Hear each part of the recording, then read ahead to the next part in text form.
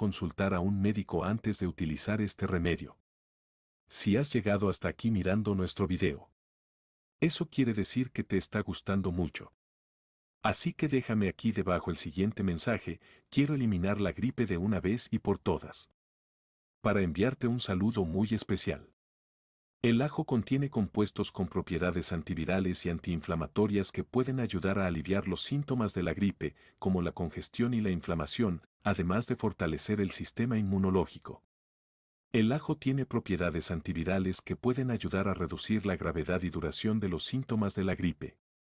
Los consejos que te damos aquí son un complemento para tu salud.